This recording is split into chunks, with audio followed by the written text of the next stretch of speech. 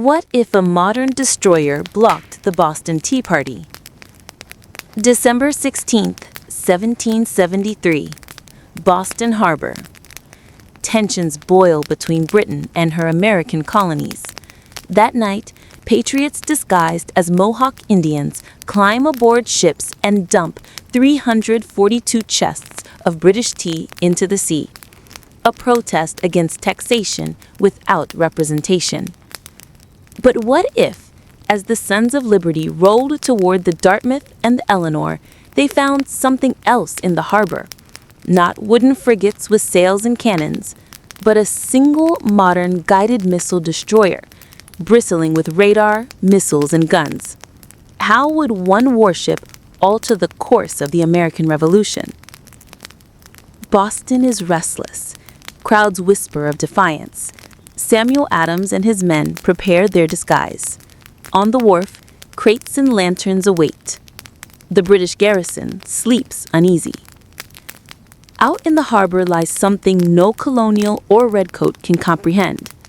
A gray steel destroyer, nearly 500 feet long, powered not by wind but turbines, radar arrays blowing. Its crew, somehow displaced through time, watches history about to unfold. Their orders? Hold the harbor. Deny passage. Intervene if necessary. The rebels approach in small boats. Their oars splash quietly. Then, a sudden glare sweeps across the water. A searchlight beams from the destroyer. Engines rumble like thunder. A voice booms from loudspeakers. "This harbor is secured. Turn back immediately." The rebels freeze, shocked. They expected sleepy watchmen, not a ship that looks like a fortress from the future. Determined, the rebels press on. The destroyer reacts. A 5-inch gun swivels, firing a warning shot. The blast echoes across the city. Colonists stagger, ears ringing. The Dartmouth rocks in the wave. The rebels panic. Some row away, others curse in defiance. Crowds gather on the wharf, staring at the glowing warship. British officials rush to the harbor, stunned. "What ship is this?" they demand.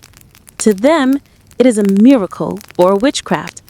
The commander simply says, "We are His Majesty's shield."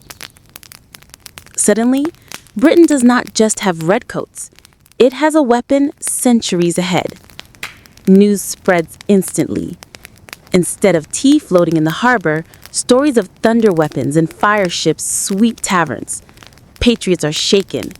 If Britain controls such machines, what hope is there for a rebellion?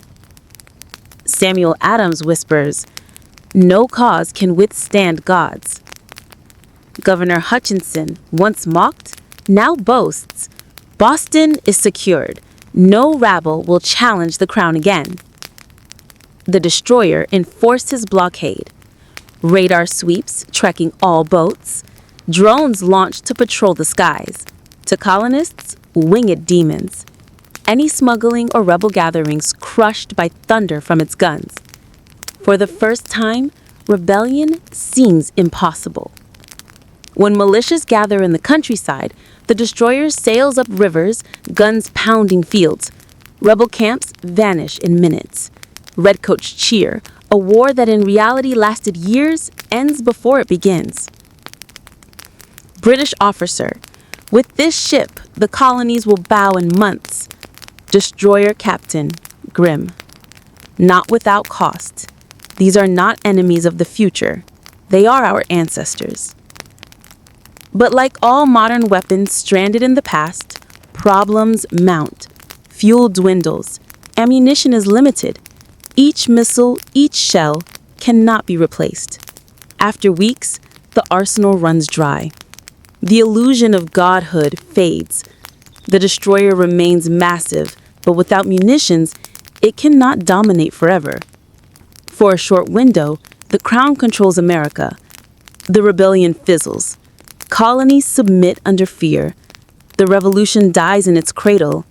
History itself bends. No United States, no declaration, no constitution.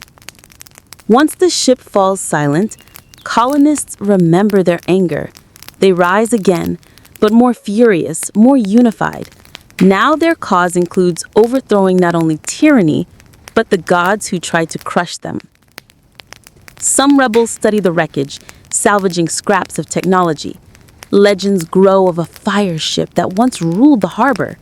Patriots call it proof that even gods can fall. The revolution may be delayed.